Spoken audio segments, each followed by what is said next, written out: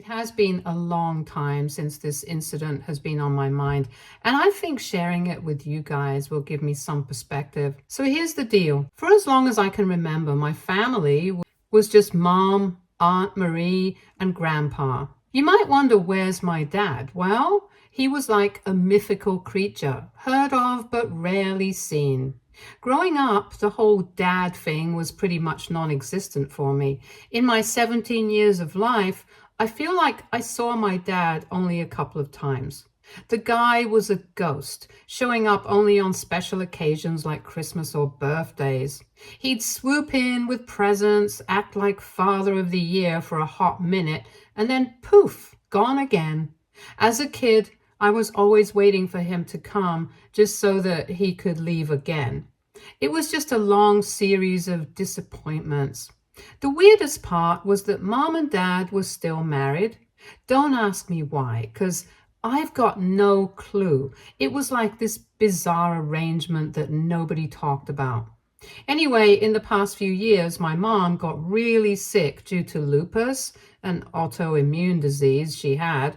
She was put on bed rest, which was particularly difficult for her since she could not accept the idea of sitting idle and not working. Ultimately, Aunt Marie took over the business and Grandpa, Mom's dad, moved in to help out. Grandpa was a retired lawyer and he was always organized, making sure everything ran smoothly.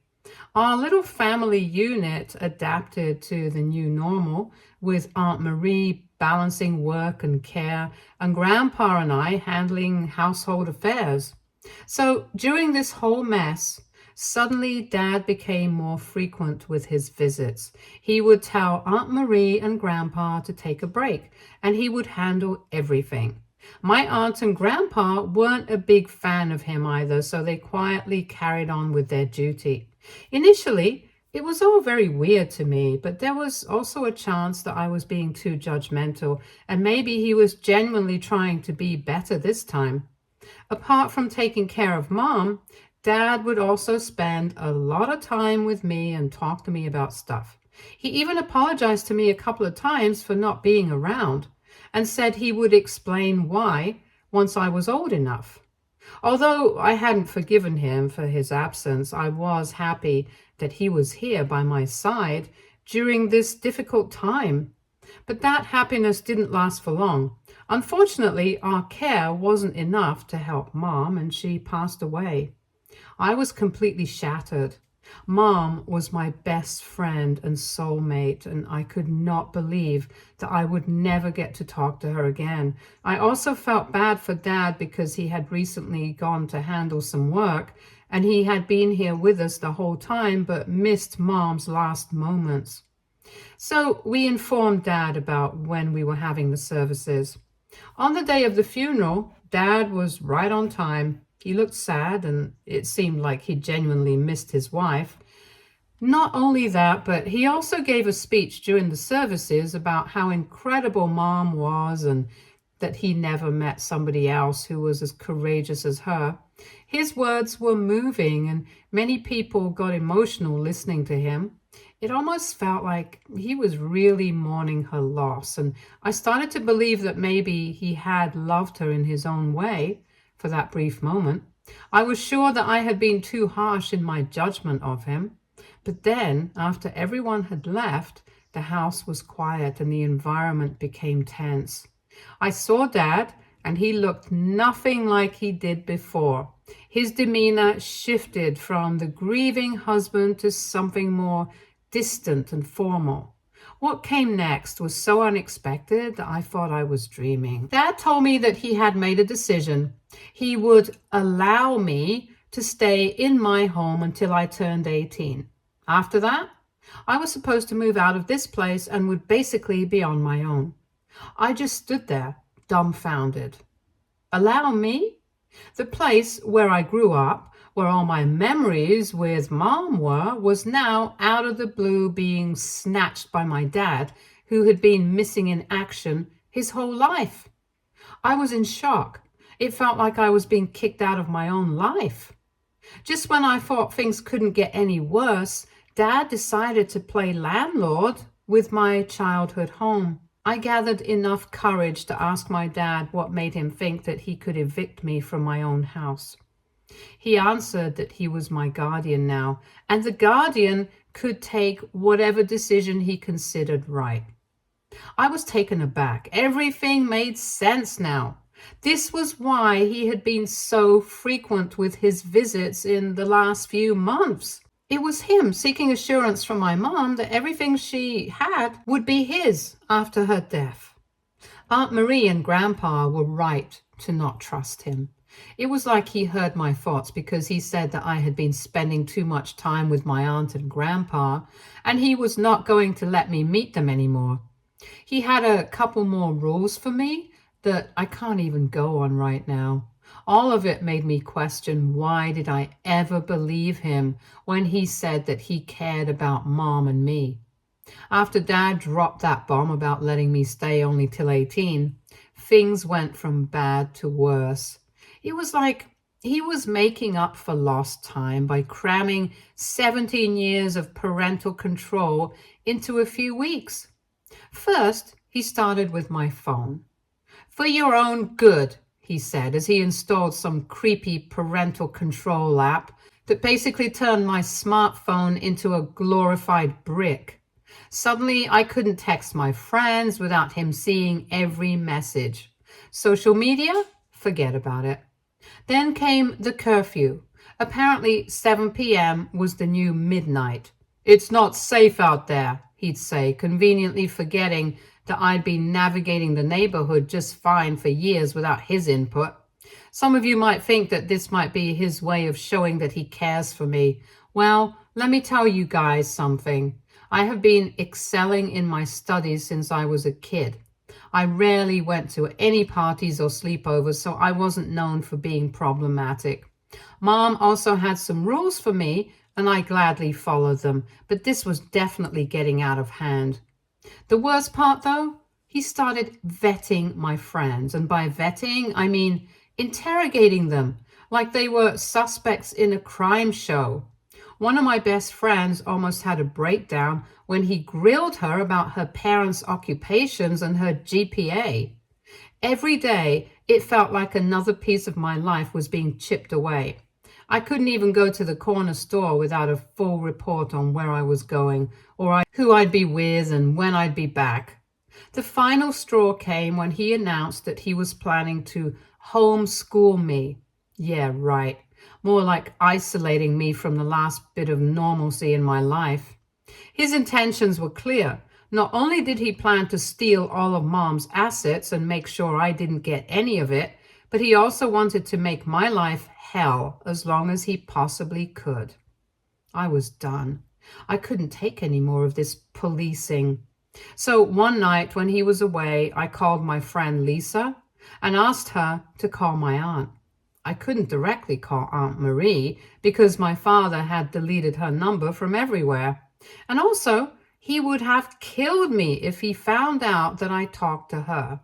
Thank God for Lisa, because she didn't hesitate even for a second. Lisa left me a note the next day at school with Aunt Marie's response. That weekend, while Dad was out on one of his mysterious errands, Aunt Marie and Grandpa showed up at our door. The look on their faces when I spilled everything was unforgettable. They were furious. At the same time, they told me they had news of their own. That was bound to get my father's attention. Let's just say Dad had no idea what my family had in store for him. The most important thing at that time was to get out of that house as soon as possible. So before Dad could come, I packed my stuff and went to stay at Aunt Marie's place. It was tough leaving my childhood home where all my memories with Mom were, but I was going to make sure this getaway was not permanent. The very next day, my father was out of control, looking everywhere for me and asking all of our relatives for my whereabouts. I was honestly a little confused by this because isn't this what he wanted? Me out of his house? But clearly he wasn't done. My aunt called him, and on my grandpa's advice, she told him that he would meet him at the diner near my home. Of course, my father was not very reasonable to begin with because he was busy screaming, but somehow Aunt Marie convinced him. When D-Day arrived, we were all set to break the big news to Dad. We spotted Dad instantly. He was sitting in a booth looking like he'd been through a war. His usually impeccable suit was rumpled, and there were dark circles under his eyes. For a split second, I almost felt bad for him. Almost. The second Dad laid eyes on me, he exploded. He jumped up, causing a scene that had every head in the diner turning our way. He was enraged, and I could do nothing but hide behind Grandpa. Aunt Marie, thank God for her, stepped in like a boss. She shut Dad down with just a few words and a look that could freeze hell over. It was pretty impressive, actually. She managed to make Dad sit his butt back down without even raising her voice. As we all slid into the booth, the tension was so thick you could cut it with a knife. Dad's eyes were darting around like a cornered animal, especially when he noticed the thick manila envelope Grandpa was carrying. You could practically see the gears turning in his head as he tried to figure out what was going on. I was as impatient as you might be while reading this because they hadn't told me anything either. That's when Grandpa dropped the first bomb. He told Dad that Mom knew. She knew everything. At that moment, I was even more confused than Dad. He tried to play dumb, but the panic in his eyes was a dead giveaway. He knew exactly what Grandpa was talking about. Aunt Marie then laid it all out. Dad stole money from Mom's company, but that wasn't the biggest news. Before I could process anything, I was told that Dad had another family in Nebraska. Everything. I felt like I'd been sucker punched. Other family? Embezzlement? Just when I thought this whole situation couldn't get any more messed up, it did. My head was spinning trying to process all this new information. Apparently, I knew nothing about Dad. But Grandpa wasn't done. He pulled out a stack of papers from the envelope and explained that Mom had made some arrangements before she passed. The house, the business, everything. It was all in a trust for me. Dad had no claim to any of it as Aunt Marie was in charge of it. As Dad flipped through the documents, his face went pale. He, of course, tried to bust his way out of it. He claimed it couldn't be legal and threatened to fight it, but Aunt Marie shut that down real quick. She hinted that if he tried anything, the IRS and his other wife might find out about his creative accounting. That shut him up pretty fast. Everything that was happening was so surreal. As a kid, I told myself that Dad was a busy guy and his job came in the way of him being with his family all the time. But no, all this time he had a family to spend time with.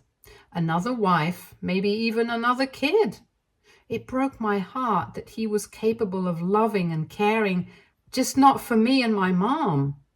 Anyway, Grandpa laid out the terms. If Dad walked away and signed the papers renouncing any claim to Mom's estate, they'd keep his secrets. If he fought it, well, let's just say the implications were clear. Dad didn't really have a choice, and he understood that clearly, but he didn't need any reason to make a scene. In classic narcissist fashion, he lashed out and started to scream at my aunt and grandpa, call them liars and cheaters and whatnot, because they were stealing money from Mom. Funny coming from him. Grandpa tried to calm him down by reminding him that we were in public. But there was no chance Dad was going to listen. When his unnecessary shouting didn't work, he started telling me that he always loved me and he knew that he made a mistake but was willing to work on everything. That was followed by a meaningless apology for isolating me in my own home and a promise that my home would not be taken away from me. He brought up mom trying to use her memory as emotional leverage. He started talking about how much she would have wanted us to be a family and how she always believed in second chances. If he had said all of this to me earlier, I would have forgiven him. But now he had backstabbed me, and he was not getting away with it. A normal, sane human being would probably give up by now and accept defeat. But Dad? He brought up his other family in this god-awful discussion, and that they would become homeless if I didn't help them. Dad knew that I wouldn't want to punish innocent people for his mistakes, and this manipulation could work. Well, he was wrong. I wasn't going to buy into his act anymore. I made it very clear that when I actually needed a father figure, he wasn't there. And now I didn't need a manipulative dad like him to destroy my already messed up life. After that, Dad stormed out of the room, ending his speech with something to the effect of, "You will regret this," or "This is not over." To be honest, although I glossed over his speech at the time, the part where he talked about his other family actually made me rethink everything. It wasn't something I had fully considered before. The thought of potentially taking away someone else's shelter weighed heavily on my mind. This is exactly the reaction he was looking for, and sadly, he was getting it. So here I am, asking for your opinions, so that I can finally have some guidance on this matter. Am I really in the wrong for not letting my dad get away with his manipulations and deceit? I understand that there are complex emotions and relationships at play here, but I can't shake the feeling that holding him accountable is the right thing to do. I'm torn between standing up for myself and being mindful of the impact my decisions might have on others. Any advice on how to proceed with this complicated situation? Update 1. It's been a few weeks since the showdown at the diner, and I thought things would finally settle down. I could not have been more wrong. Turns out Dad wasn't about to go down without a fight, and he decided to take the low road. Like, we're talking new levels of low. It started with a phone call from my cousin Jessie. She was in tears, asking me how I could have done something so horrible. I had no clue what she was talking about, but it didn't take long to figure out. Dad had been busy, all right. Busy spinning a web of lies so intricate it would make a spider jealous. According to the story Dad was spreading, I had conspired with Aunt Marie to slowly poison Mom over the years, weakening her immune system and making her lupus worse. He claimed we did this so I could inherit her wealth sooner. As if that wasn't bad enough, he also said that we had manipulated Mom's medication, switching out her pills for placebos to speed up the process. But wait, it gets worse. Dad told everyone that he had suspected something was wrong, which was why he started coming around more often towards the end. He painted himself as this heroic figure trying to save Mom from her own daughter and sister.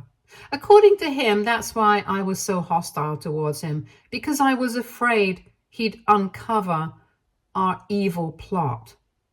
The lies didn't stop there. He spun this elaborate tale about how he'd found evidence of our scheme, fake pharmacy receipts, suspicious bank transfers, even a diary where I supposedly detailed our plans. Of course, none of this evidence actually existed, but he was convincing enough that some relatives were buying it. Dad even went as far as to claim that Grandpa was in on it too, but had been manipulated by Aunt Marie. He said that Grandpa was aging, and that's why it was easy for us to convince him to be part of our schemes, and that Aunt Marie had taken advantage of this to turn him against Dad. The stories kept getting wilder.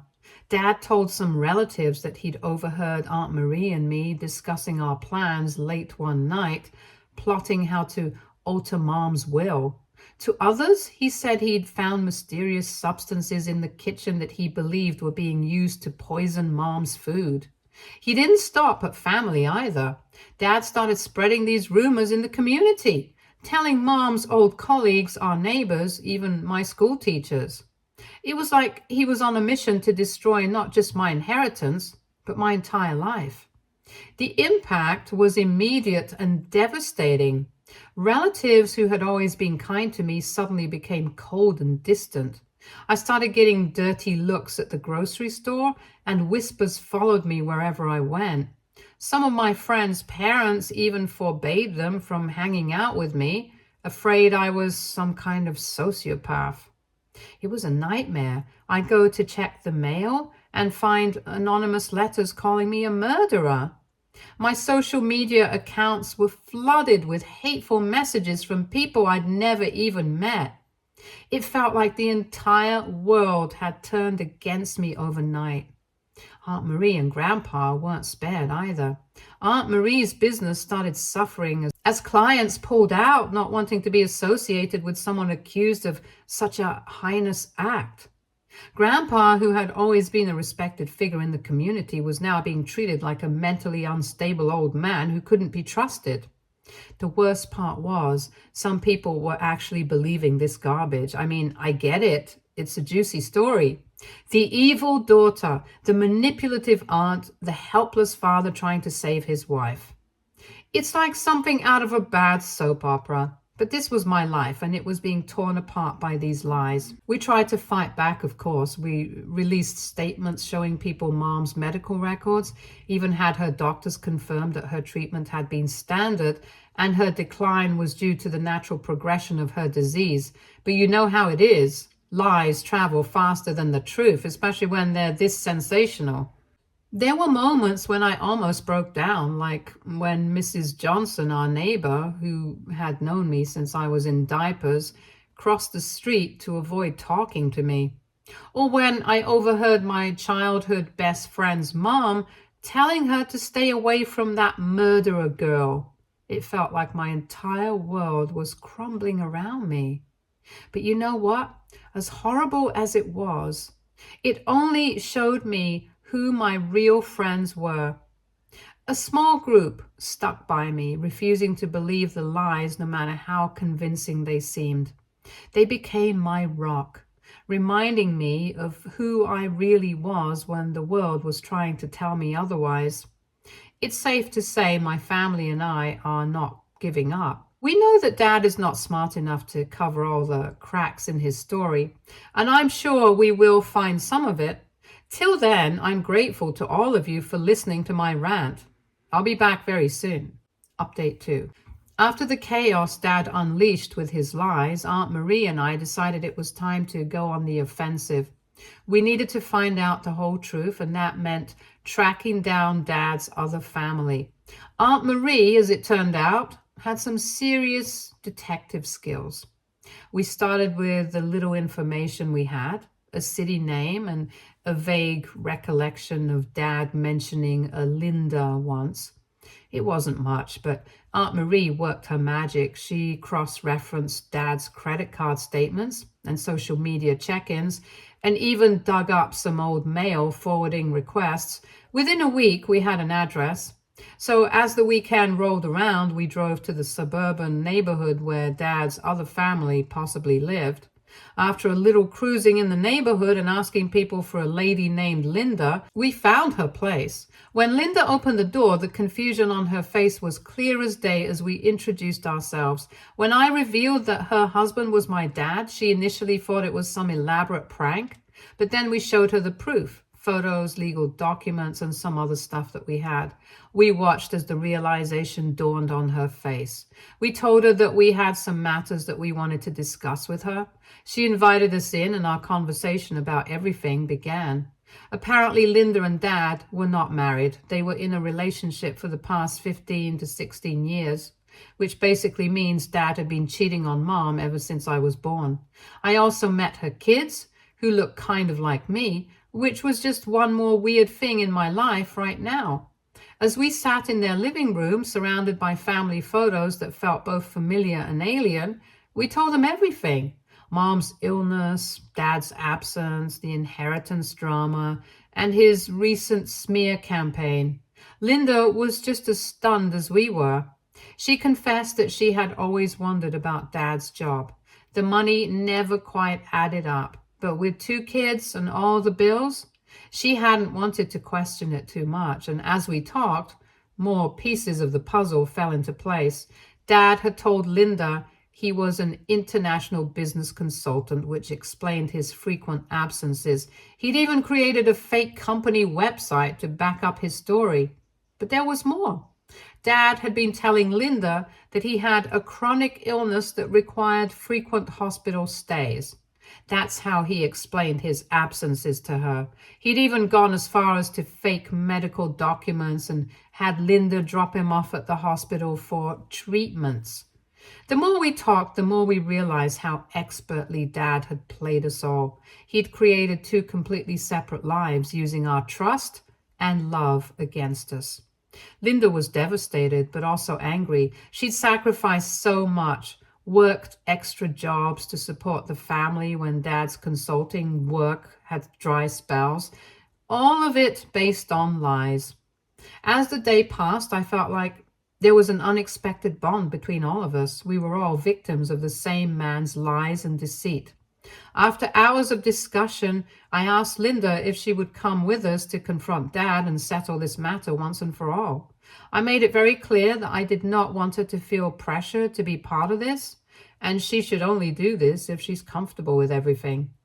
Despite the shock and hurt she was experiencing, Linda agreed without hesitation. She said that she was determined to help in any way possible. Linda said that she would come to the city herself and would be there in 2 days. So, with that, my aunt and I decided that it was time to return and prepare ourselves for the next confrontation coming our way. Hopefully, it will be our last. As always, you guys will know as soon as the next thing happens. Thanks again for reading my soap opera-like story. Till next time, Update 3. Hi guys, how are you? I finally confronted my dad about everything, but before we get into that, I also wanted to address some questions about Linda. The major questions were if I was sure that I could trust Linda, and what if she was also playing a part in my dad's vindictive plan. Well, Aunt Marie and I did a lot of research to make sure that we were trusting the right person. While my aunt looked up as many documents as she could, I searched Linda's and her kids' social media. Judging based on their lifestyle, they were definitely not involved in way too much luxury. And correct me if I'm wrong, but wouldn't there be some signs of them wasting away the money they had stolen from someone else? On the other hand, whenever Dad came by our home, he would always be seen in a new tailored suit with expensive gifts. Also, Linda seemed genuine. My mom had to take care of everything in her life, and even though she had Grandpa and Aunt Marie by her side, it was still hard. I can't even imagine how difficult it must be for Linda to take care of her two kids while her partner was missing in action. I sympathized with her state and wanted her to know the truth so that both of us could move on for good. Anyway, getting back to what happened with Dad. After Linda arrived, the four of us, Grandpa, my aunt, Linda, and I, paid him a visit at the same diner where he made a scene last time. I was surprised that he was still allowed there, given the fact that the manager was very angry with him that day. It seemed like he had prepped for another argument, but all that changed when he saw Linda. He realized his two worlds were colliding. For a moment, he looked like he might bolt, but Grandpa's steady presence at the diner's entrance stopped him in his tracks. I was honestly scared of him because he was glaring at me the whole time as if everything was my fault. The whole conversation was so intense and emotionally taxing. Dad tried to lie his way out, but faced with both families, his web of lies quickly fell apart. Linda, showing remarkable strength, laid out every inconsistency, every lie he had told her over the years. I shared my own experiences, the years of absence and neglect. The tension in the air could be cut through a knife as we all confronted the man who had deceived us for so long. As the truth came pouring out, Dad's carefully constructed facade crumbled. He broke down, admitting to his double life, the lies and the manipulations. He spoke of feeling trapped, of one lie leading to another, until he was in too deep to find a way out. It wasn't an excuse, but it offered a glimpse into the troubled mind of the man who had caused us so much pain. I could tell that Linda pitied him a little bit, but not me. He had done irreversible damage to me and basically traumatized me at the lowest point in my life. I was just glad he was finally owning up to what he had done. In the end, it was Linda who took charge. She calmly told him what would happen next. Dad would come clean to everyone, family, friends, and colleagues, and do damage control for all the rumors he spread about Aunt Marie and me. He would seek professional help and therapy to address the issues that led him to create this elaborate deception. And most importantly, he would take responsibility for his actions and make amends. If not, this could easily be turned into a legal battle and he would get sued. As for us, we decided to take things one day at a time.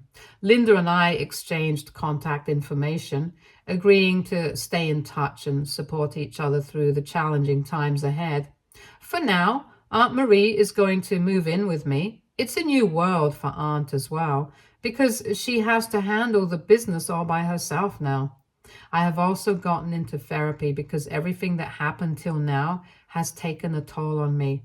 I miss my mom a lot, and I keep wondering if things would have unfolded this way if she was here. We're all trying to adjust to the new normal, and it's going to be a long road. But with the support of each other, we're hopeful for a better future. I also want to thank all of you again for your support and encouragement. Your messages have meant the world to me during this difficult time. See you guys next time. Stay tuned for more stories from Argo Relationships.